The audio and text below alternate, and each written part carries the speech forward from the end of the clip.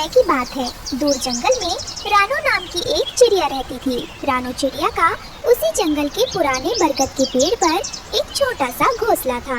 हे भगवान, अचानक मौसम को क्या हो गया? इतनी काली घटाएं और ये हवाएं इतनी ठंडी क्यों हैं? मुझे बहुत डर लग रहा है। तभी पास की डाल पर बैठा टुन्नू चिड़ा जोर से चिल्लाता है, रानो, रानो, जल्दी बाहर निकलो।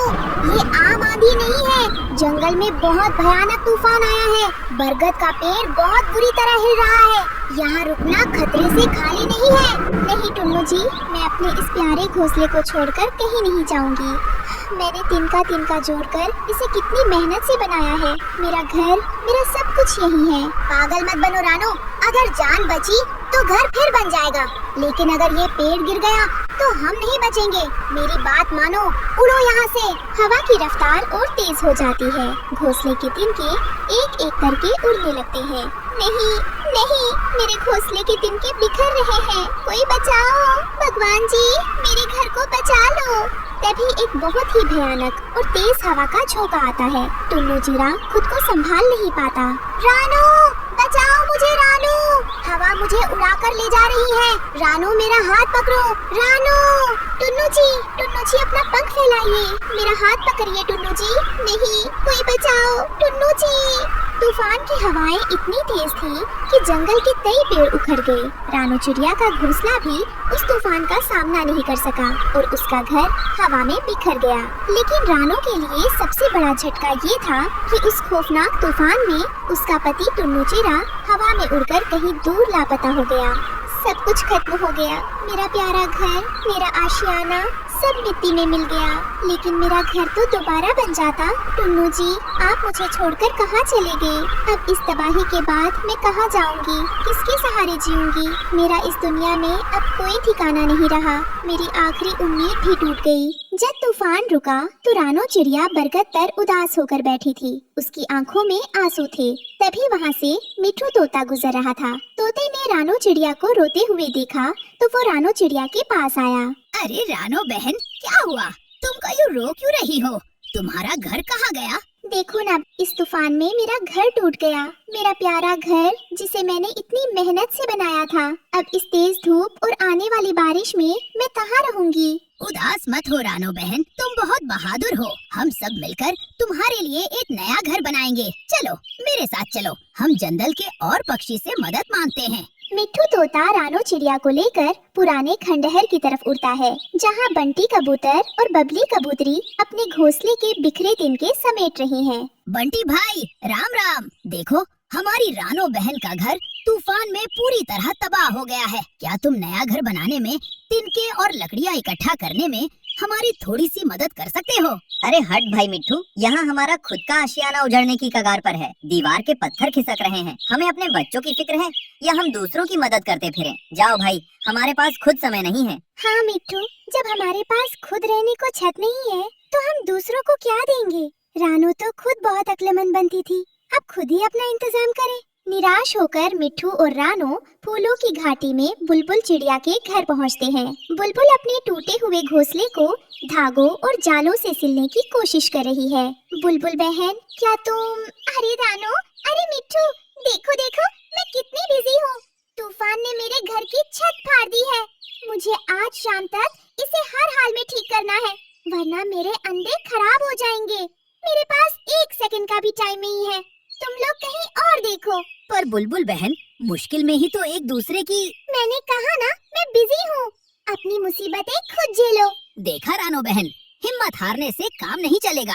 भुल्ला दादा की पंचायत में चलते हैं, अब वही कोई मदद कर सकते हैं। रानो चिड़िया ने अपने आंसू पोंछे और तोते के साथ जंगल के और पक्षी के पास पहुँची। सभी पक्षी एक पीपल के पेड़ के नीचे इकट्ठा हुए थे। आओ रानो, क्या बात है? आज रानो इतनी खामोश क्यों है? दादा, कल रात के तूफान में रानो बहन का घर टूट गया और अब वो बेघर हो गई है। हमें रानो बहन के लिए एक घर बनाना चाहिए जो तूफान में टूटे नहीं। चील दादा ने कुछ सोचते हुए गहरी सांस ली।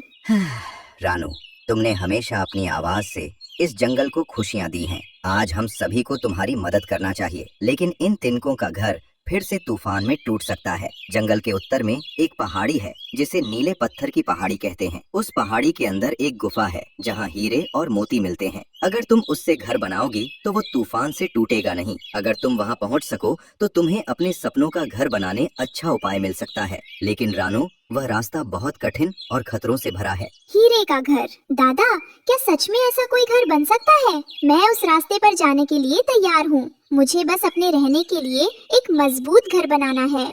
हाँ रानो, लेकिन याद रखना, वहाँ तक पहुँचने के लिए तुम्हें 3 कठिनाइयों से गुजरना होगा। तुम्हारी सच्चाई, दयालुता और तुम्हारा साहस ही तुम्हें उस पहाड़ी तक पहुँचा सकता है। रानो चिड़िया ने चील दादा का धन्यवाद किया और उसने अपने पंख फैलाए और उत्तर की दिशा में पहाड़ी की ओर तेजी से उड़ चली। रानो चिड़िया की पहली कठिनाई। रानो चिड़िया कई घंटों तक लगातार उड़ती रही। सूरज अब सिर पर आ गया था और गर्मी से रानो चिड़िया का गला सूख रहा था। उड़ते उड़ते वो एक सूखे पड़े इलाके में पहुंची। वहाँ चारों तरफ दूर दूर कहीं पानी नहीं था और वहाँ के पेड़ सूख चुके थे। तभी रानो चिड़िया को नीचे जमीन पर एक बूढ़ा और कमजोर चील दिखा। उस चील के पंख टूट चुके थे और वो बहुत कमजोर हो गया था। रानो चिड़िया उसके पास गई।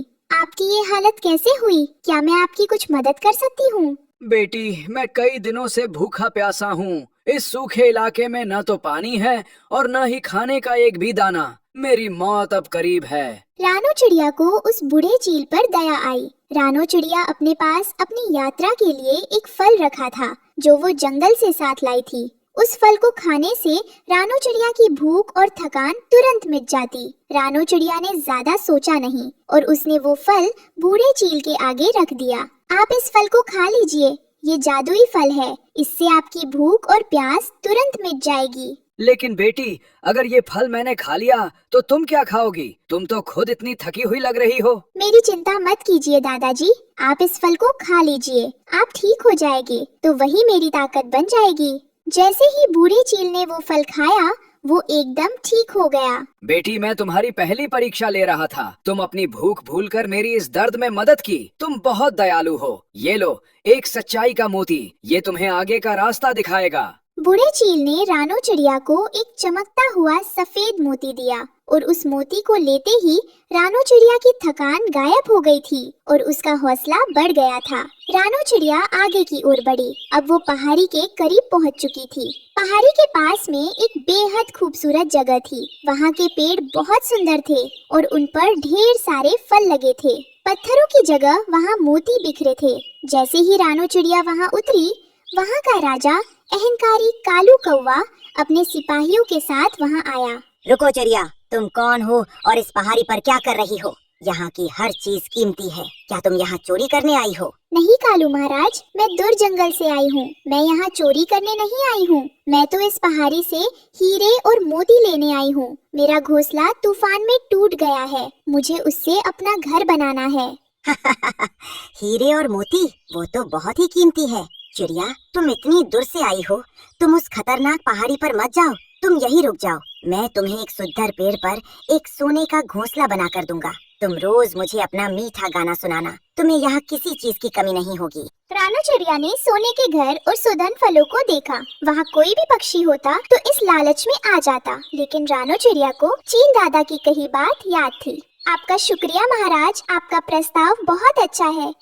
लेकिन सोने का घर मेरे दुखों को नहीं मिटा सकता। जो घर मेहनत का ना हो वो एक पिंजरे के जैसा होता है। मुझे अपनी मंजिल तक पहुंचना ही होगा। जैसे ही रानो चिड़िया ने अपनी बात पूरी की, पूरी घाटी गायब हो गई और वहाँ सिर्फ एक साधारण पथरीला रास्ता रह गया। रानो चिड़िया के पास रखा सच्चाई का मोती तेज चमकने लगा। रानो चिड़िया समझ गई कि उसने अपनी दूसरी परीक्षा भी पास कर ली है। उसने लालच को हरा दिया था। अब रानो चिड़िया पहाड़ी की चोटी पर पहुंची। वहाँ एक विशाल काली गुफा थी। जैसे ही रानो चिड़िया गुफा के अंदर जाने लगी, एक भयानक गड़गड़ाहट हुई। गुफा के अंदर से एक विशाल काले पंखों और लाल आंखों वाला गिद्ध बाहर निकला। उसका नाम जगो गिद्ध था। वो उस गुफा का रक्षक था।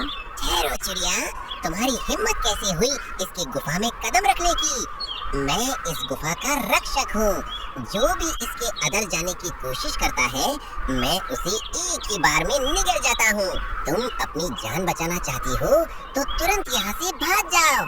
गुफा की हवा ठंडी और डरावनी थी। जगो गिद्ध की आवाज से पूरी पहाड़ी कांप रही थी। रानो चिड़िया का छोटा सा दिल जोर जोर से धड़कने लगा। वो डर के मारे पीछे हटने लगे। जगो, मैं तुमसे नहीं डरती। मेरा घर तूफान में टूट चुका है और मुझे अपना घर बनाने के लिए इस गुफा के अंदर जाना ही होगा। अगर तुम मुझे मारना चाहते हो तो मार दो, लेकिन मैं अब पीछे नहीं हटूंगी। रानो चिड़िया ने अपनी आंखें बंद कर ली और मौत का इंतजार करने लगी। लेकिन कुछ पल बीत जाने के बाद भी जब कुछ नहीं हुआ तो उसने अपनी आंखें खोली। सामने कोई गिद्ध नहीं था। वहाँ केवल एक सुंदर कांच का दरवाजा था जो गुफा के अंदर खुलता था। जगो गिद्ध दरअसल रानो चिड़िया के अंदर का डर और भ्रम था। जैसे ही रानो चिड़िया ने साहस दिखाया, उसका वो भ्रम टूट गया। रानो चिड़िया ने अपनी तीसरी और अंतिम परीक्षा भी पास कर ली थी। जैसे ही वो गुफा के अंदर गई, उसकी आंखें चौंक गईं। गुफा हीरों और मोती से भरा हुआ था। हीरे इस तरह चमक रहे थे जैसे कई सूरज की किरणें एक साथ चमक रही हों। रानो चिड़िया गुफा से ढेर सारे हीरे लेकर अपनी जगह लौट आई। उसने मिठू तोता की मदद से दिन रात एक करके हीरे का एक बेहद खूबसूरत घोंसला तैयार कर लिया। तभी वहाँ चील दादा आते हैं। रानो, तुमने अपनी दयालुता और साहस से साबित कर दिया है कि तुम इस हीरे के घर की असली हकदार हो। ये घर कभी किसी तूफान से नहीं टूटेगा, न ही कोई इसे नुकसान पहुंचा सकेगा। रानो चिड़िया की आंखों में खुशी के आंसू आ गए। उसने हीरों के उस घोंसले को देखा और जंगल के सभी पक्षी का धन्यवाद किया।